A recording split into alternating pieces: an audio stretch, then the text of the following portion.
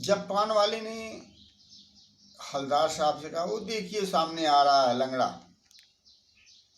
आप उसी से बात कर लीजिए, फोटो वोटो छपवा दीजिएगा इसकी कहीं। हलदार साहब को पान वाले द्वारा एक देशभक्त का इस तरह मजाक उड़ाया जाना अच्छा नहीं लगा। जैसा कि उसने कहा कि वो लंगड़ा क्या जाएगा सेना में, फौज में, नेताजी की फौज में। पान वाले का यह तर्क, यह कथन हलदार साहब को नागवार गुजरा। मुड़कर देखा तो अवाक रह गए, उनके मुंह से शब्द नहीं फूटे।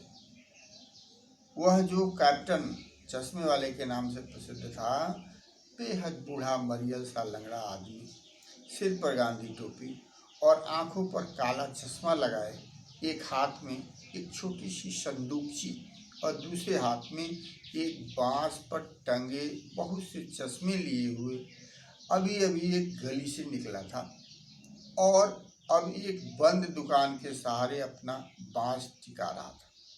जैसा कि हलदार साहब ने उस चश्मे वाले को देखा, पान वाले ने कहा था देखिए वो सामने आ रहा है, तो उस पर नज़र पड़ी तो देखिए एक बूढ़ा सा व्यक्ति है, मरियल सा, लंगड़ाते हुए चल रहा है।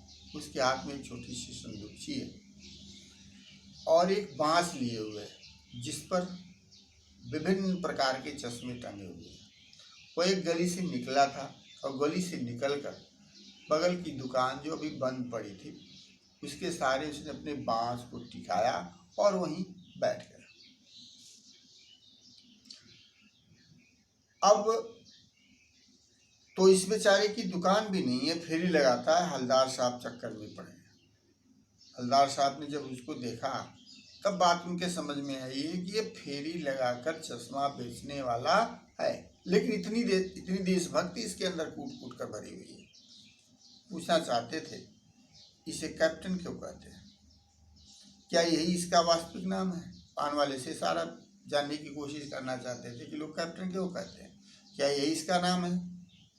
लेकिन पान वाले ने साफ बता दिया कि अब वह इस बारे में और बात करने को तैयार नहीं है, क्योंकि आप लोगों ने देखा ही कि जब हलदार साहब ने उसे प्रश्न करना शुरू किया था तो पान खाए हुए था। पान खाकर उसने बगल में थूका, फिर प्रश्नों का उत्तर दिया। फिर वो सोचते रहे, विचारते रहे, फिर उसने पान खाया और कैप्टन के बारे में बताया। क्योंकि फिर पान खा चुका था, हलदार साहब फिर प्रश्न करना चाहते थे, इसलिए पान वाले ने साफ मना कर दिया कि बस अब इससे अधिक नहीं। ड्राइवर भी उधर बेचैन था, देर हो रहा था, काम भी था हलदार साहब को। हलदार साहब जीप में बैठकर चल दिया। इस तरह से हलदार साहब 2 साल तक अपने काम के सिलसिले में उस कस्बे से गुजरते रहे और हर बार नेताजी की मूर्ति के बदलते हुए चश्मे को देखते रहे। कभी गोल चश्मा होता था तो कभी चौकोर, कभी लाल तो कभी काला, कभी धूप का चश्मा, कभी बड़े कांच वाला गोगो चश्मा, पर कोई न कोई चश्मा जरूर होता था। उस धूल भरी यात्रा में हलदार साहब कि वो कौतुक और प्रफुल्लता के कुछ क्षण देने के लिए ये काफी था। इस तरह बच्चों, हलदार साहब कार्य के सिलसिले में 2 साल तक लगातार उस रास्ते से, उस चौराहे से गुजरे। हर बार पान वाले के पास रुकते, पान खाते, नेताजी की मूर्ति को गौर से देखते। हर बार कोई न कोई चश्मा उनके मूर्ति पर जरूर होता था। अंतर केवल इतना होता था कि हर बार जब भी उनकी दृष्टि पड़ती थी चश्मा बदला हुआ रहता था।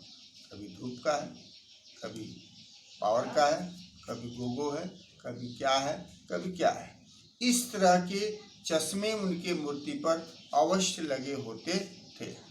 यह सारा कार्य वो नित्य देखते थे और जब भी उनको मौका मिलता था तब उस रास्ते से गुजरते और मूर्ति पर उनकी निगाह जरूर पड़ जाती थी। चौराहे की अधिकांश दुकानें बंद थी। अगले दिन फिर जब वो गुजरे तो देखा कि चौराहे की सारी दुकानें बंद है।